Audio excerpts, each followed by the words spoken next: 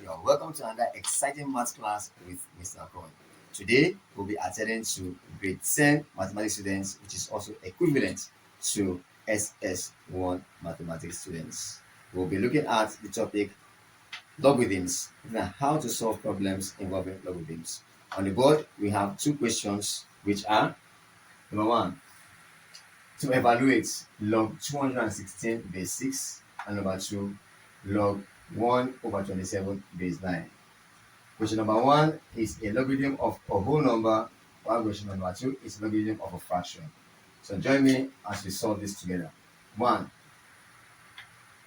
log 216 base 6. Before I proceed, a logarithm of a number is actually the power to which a number is raised. Like in this question, for instance, in order for us to determine the number to which the power to which 6 is raised to give us the logarithm of 216, we can equate what we have here as log 216 base 6 with an unknown variable, say for instance x. Log 216 base 6 equals an unknown variable x, telling us that the base 6 raised to the power of x is equivalent to 216, which is what the definition of logarithm actually is: the power to which a number is raised. So we write 6 to the power of x equals 216. From this, you can see there's a close relationship between an index of a number and the logarithm of a number. The logarithm of 216 base 6 is actually the power to which 6 is raised to give you the number 216.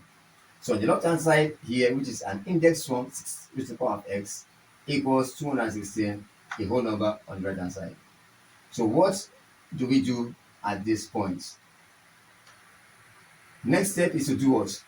To make 216 the right hand side of this expression or this equation equivalent to, or make it look exactly as we have it on the left hand side, which means that I'm going to change this whole number into an index form as we have it on the left hand side. So let us change 216 into an index form. We do that by doing the prime factorization, or taking the prime factorization of 216. Let me write it down here. 216. Let's take the prime factorization of 216. We are going to take the prime factorization of 216 beginning with the number 6, because what we have on the left hand side of the equation is a 6 raised to the power of x, and we want the right hand side to also be equivalent, to look exactly like we have it on the left hand side. So we divide through with the number 6. 6 goes in 216 how many times? 2 goes in 21 3 times, remaining 3. 2 goes in 36 6 times. 6 goes in 36 6 times, and 6 goes in 6 once. So we see that 216 is equal to 6 times 6 times 6, which is equivalent to 6 to the power of 3, which is the index form of 216, or 6 times 6 times 6. So we have 6 to the power of 3 on the left of x on the left hand side being equal to 6 to the power of 3 on the right hand side. The power to which 6 is raised here is x on the left hand side. The power to which 6 is raised on the right hand side is 3. So you can see 6 on the left hand side, 6 on the right hand side, and then we can cancel them out, and then we simply state x as 3 being the required answer. So we can see from this value of x being equal to 3 that 6 raised to the power of x is actually equal to 216, which is a confirmation of the fact that the logarithm of a number is the power to which the number is raised. So let us confirm our answer. 6 to the power of 3 equals to 216, and 6 times 6 times 6 is 216, which is 216. Balance. So x equals 3 is our final answer. Okay, now we solve question number 2, applying a similar procedure in solving, but because this is a fraction, you have to be careful when solving questions involving fractions.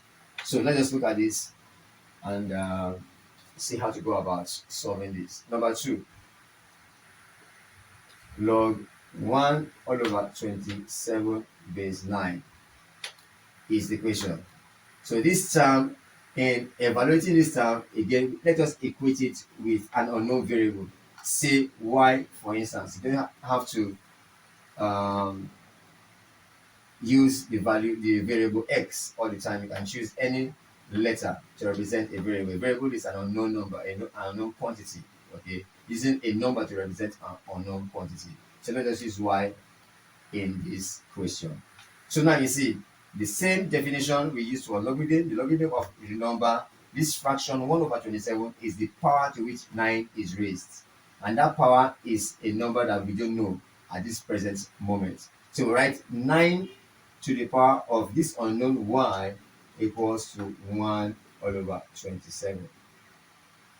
By simple prime factorization, you know that 9 is same thing as 3 times 3, which is same thing as saying 3 times 3 raised to the power of 2. 9 equals 3 times 3, which is equivalent to 3 raised to the power of 2, which is the index form of 9, while 27 is same thing as 3 times 3 times 3, which is equal to 3 to the power of 3, which is the index form of 27. So we impute this into the value 9, into the number 9. We impute this into the number 27. So we have 3 to the power of 2. Let's put in a bracket, raised to the power of y equals 1 all over 3 to the power of 3. Now we can change. On the left hand side, we have 3 to the power of 2 is an index form, raised to the power of y. The bracket just separates the 2 and y.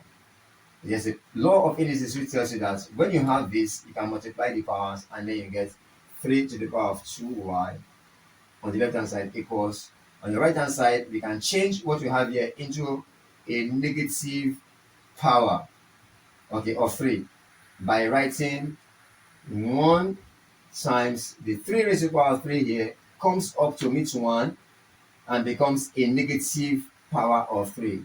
3 to the power of negative 3 over 1, which is equal to 3 to the power of negative 3. So 3 to the power of 2y equals 3 to the power of negative 3. So we write 3 to the power of 2y equals 3 to the power of negative 3. Again, you can see the power to which 3 is raised here is 2y. The power to which 3 is raised here is minus 3. So you can simply cancel this and get your 2y equals negative 3. Therefore, y equals minus 3 all over 2.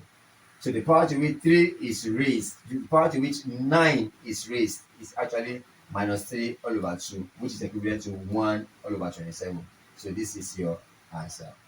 Thank you very much for watching, and I'll see you again next time. Bye-bye.